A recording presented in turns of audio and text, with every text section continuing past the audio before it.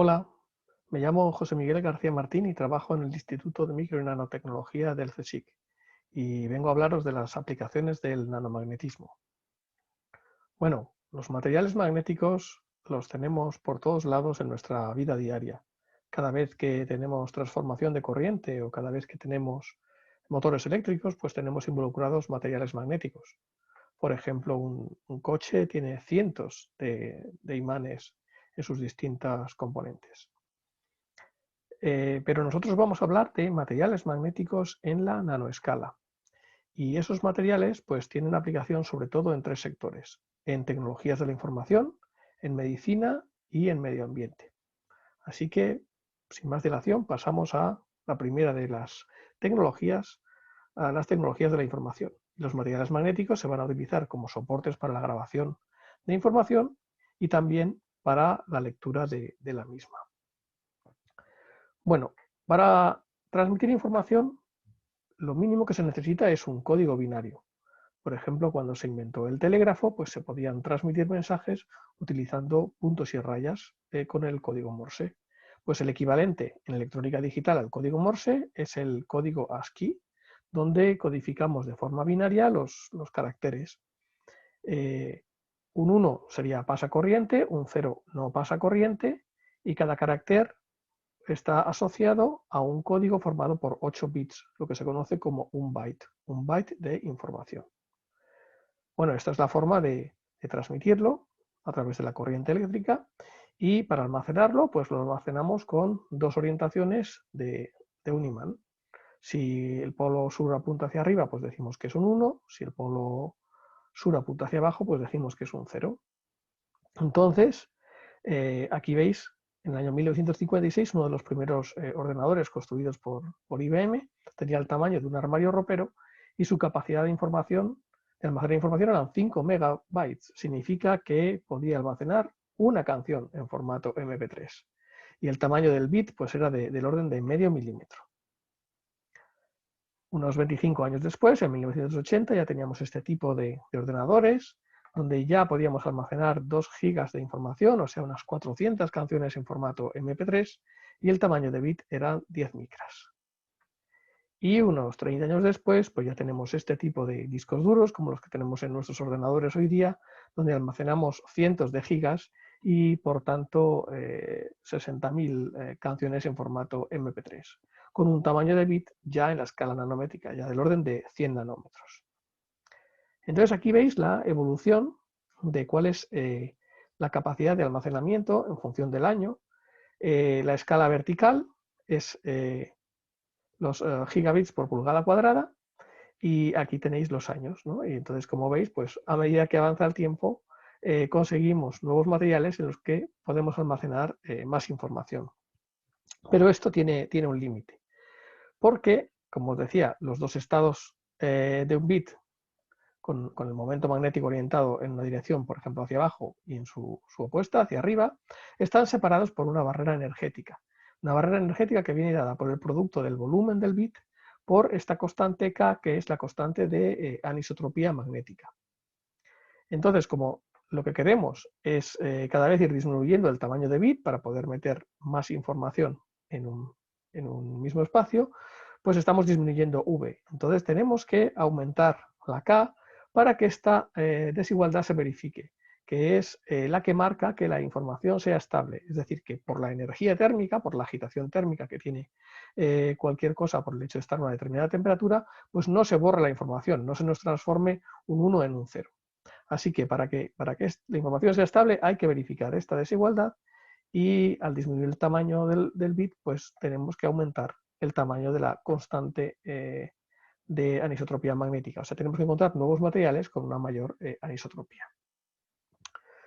Pues en lo que os voy a mostrar vamos a analizar discos duros de ordenador y vamos a utilizar este microscopio de fuerza magnética, para ver cómo son esos materiales. En este microscopio tenemos una sonda, que es también un nanoimán, y nosotros lo preparamos de forma que sabemos dónde está su polo norte, de modo que cuando analizamos la superficie, si sentimos una interacción atractiva, pues sabemos que debajo estamos teniendo un polo sur, porque polos opuestos se atraen. Sin embargo, si la sonda experimenta una interacción repulsiva, pues es que debajo tenemos un polo del mismo signo, un polo norte. Y normalmente se codifican estas imágenes pues, con un color oscuro para un tipo de polos magnéticos y con un color claro para el otro.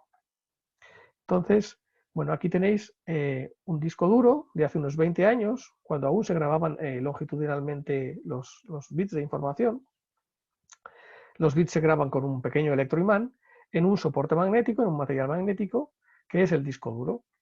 Y el disco duro gira a muchas revoluciones por minuto y lo que hacemos es que cada paso de reloj pues grabamos un bit. ¿Cómo se graban los bits? Bueno, pues se graban con la emanación en el plano, que es lo que representan las flechas. Los negros son polos de un signo, los blancos son polos del signo opuesto y, como os decía, así está como apunta la emanación en esta zona, aquí apunta en la dirección contraria. Entonces comenzamos con un bit y si encontramos un polos magnéticos, pues cambia el bit, de forma que las transiciones de 1 a 0 vienen dadas por los polos sur, que aparecen con contraste negro. Y las transiciones de 0 a 1 aparecen con color claro, asociados a los polos norte. Entonces, bueno, pues aquí tenemos una primera transición, la segunda transición, y se mantiene el tamaño del bit en el siguiente paso de reloj, o sea que seguimos manteniendo un bit con 1 hasta que volvemos a encontrar polos, y entonces aquí se produce la transición al siguiente valor del bit, al 0. Aquí se vuelve a mantener el valor, 0, etc. Así es como se codificaba la información en los discos duros con emanación en el plano, emanación longitudinal. Pero hoy día tenemos este tipo de soportes. Ahora ya los imanes no están orientados en el plano, sino fuera de plano, de forma que los ceros y los unos están asociados a estados de la emanación perpendiculares al plano. Eso permite pues, meter más información en menos espacio, ¿no? El tamaño de bit ya es del orden de 100 nanómetros. Bueno, pues así es como grabamos información. ¿Pero cómo la leemos? Pues para leerla utilizamos un fenómeno que descubrieron un alemán, un francés, Albert Fert, y un alemán, Peter Grunberg, y que lo descubrieron en 1988 y bueno, pues unos 20 años después, en 2007, por ello recibieron el premio Nobel. Ese fenómeno se llama la magnetoresistencia gigante y fue el germen de una especialidad que se llama espintrónica, donde ya no solo hay que tener en cuenta la carga de los portadores, como sucede en la electrónica tradicional, sino también el spin, el momento magnético. Por lo siguiente, porque ellos, por ejemplo, construyeron este tipo de estructuras tipo sándwich, donde lo que sería el pan son materiales magnéticos y lo que sería el relleno es un material no magnético. Bueno, pues cuando se construyen estos apilamientos de 3 capas y fijamos la emanación en una de ellas, la capa magnéticamente dura, mientras que la otra puede cambiar su orientación en dos sentidos distintos, la capa que denominamos magnéticamente blanda, pues ellos vieron lo siguiente. Vieron que aquí estaban midiendo resistencia en función del campo magnético aplicado. Cuando aplicaban un campo suficientemente fuerte y tenían las dos emanaciones paralelas, tenían un estado de baja resistencia. Pero a medida que comenzaban a disminuir el campo y luego aplicar campo en sentido opuesto, se provocaba el cambio de la capa magnéticamente blanda y tenían un estado con emanaciones antiparalelas, pero con alta resistividad. Así que, midiendo la resistividad al paso de corriente de estas dos estructuras, se puede saber si están con emanaciones paralelas en un estado de baja resistividad o con emanaciones antiparalelas en un estado de alta resistividad. Pues esto ya es un sensor de campo. Esto nos permite saber, por ejemplo, cuando estamos encima de este bit y en este nanoimán, con su polo sur, su polo norte, y con las líneas de campo que emanan del mismo en este sentido, pues la capa magnéticamente blanda se emana en la dirección del campo y como esta la hemos preparado con la emanación opuesta, tenemos un estado antiparalelo. Sin embargo, si estamos analizando un imán con sentido opuesto, en este caso el campo apunta hacia abajo, por lo tanto la capa magnéticamente blanda se orienta también hacia abajo y ahora tenemos un estado donde las dos capas son paralelas. Así que podemos distinguir este estado que sería de alta resistividad y este estado que es de baja resistividad, y por consiguiente saber si estamos encima de un 1 o de un 0. Bueno, pues ya sabemos también cómo se lee información y simplemente quería apuntaros en qué se está trabajando hoy día. Pues como os decía, hay un límite físico para aumentar esa constante de anisotropía magnética, así que estamos llegando a un límite. Por eso se buscan otras estrategias para conseguir almacenar más bits en el mismo espacio. Una de ellas, por ejemplo, es aprovechar la tercera dimensión, es decir, el espesor de los discos duros, y grabar distintas capas magnéticas, fabricar distintas capas magnéticas con distintos espesores y, por tanto, poder grabar, por ejemplo, en este caso, con 3 capas magnéticas separadas por sus capas separadoras, pues poder almacenar 3 bits de información, ¿no? Cada bit estaría asociado a la emanación de una capa. Otra cosa en la que se trabaja hoy día es utilizar nanoestructuras magnéticas que también permiten almacenar más de un bit. Por ejemplo, estas estructuras cuadradas presentan un estado magnético que se llama de tipo vórtice, donde por un lado la emanación rota en el plano de la muestra y puede rotar antihorario u horario, pero justo en el centro aparece una zona donde los spines apuntan en la dirección perpendicular, hacia afuera, bien hacia arriba o hacia abajo. Entonces, analizando con microscopía de fuerza magnética este tipo de estructuras, pues aquí, por ejemplo, si nos fijamos en la esquina superior izquierda, de izquierda a derecha vemos que tenemos un contraste negro y un contraste blanco, y eso lo tenemos en todos estos cuadrados, salvo en este, que es blanco-negro. Y ese contraste está asociado al sentido de rotación de la emanación. Así que en todos estos cuadrados la emanación rota de forma antihoraria y en este rota de forma horaria. Eso es un bit. El otro bit viene dado por la emanación en el centro. Podéis ver que este, por ejemplo, tiene un contraste oscuro en el centro, mientras que este tiene un contraste claro. Entonces, aquí la emanación está apuntando fuera de plano, hacia arriba, aquí está apuntando fuera de plano, pero hacia abajo. Así que un bit viene dado por el sentido de la emanación, de rotación de la emanación, y otro por la orientación de los momentos magnéticos en el centro. Así que podemos almacenar 2 bits de información. Bueno, pues ahora cambiamos de disciplina y vamos a ver cómo utilizamos nanomateriales magnéticos en medicina. Se pueden utilizar para diagnóstico en resonancia magnética o en tratamientos novedosos contra el cáncer. Comenzamos con el diagnóstico. Pues la técnica utilizada con materiales magnéticos es la resonancia magnética. Este tubo pues son unas grandes bobinas donde lo que hacemos es aplicar un campo que satura el momento magnético de los protones del hidrógeno. Y luego aplicamos un campo alterno en la dirección transversa. Y con eso pues, obtenemos un contraste asociado a los protones del hidrógeno. Pero podemos utilizar nanopartículas magnéticas, como en este caso de magnetita, de óxidos de hierro, que son biocompatibles y que permiten mejorar el contraste. Por ejemplo, este es el caso de un paciente con esclerosis. Esta sería la imagen de resonancia magnética tradicional, pero tiene una zona dañada por culpa de la enfermedad. Resulta que si utilizamos nanopartículas magnéticas como agente de contraste, los macrófagos van a intentar capturar esas nanopartículas y a su vez los macrófagos se infiltran en la zona dañada, porque cuando uno tiene un daño, pues los macrófagos van allí a intentar repararlo.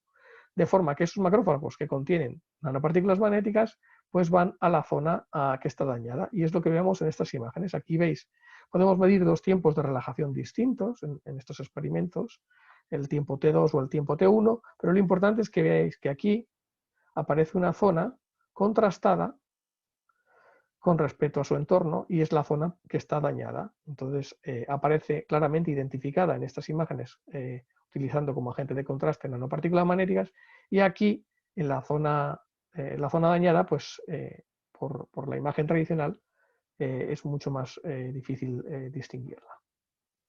Bueno, esto es en cuanto a técnica de diagnóstico, pero se está utilizando para tratamientos novedosos contra el cáncer.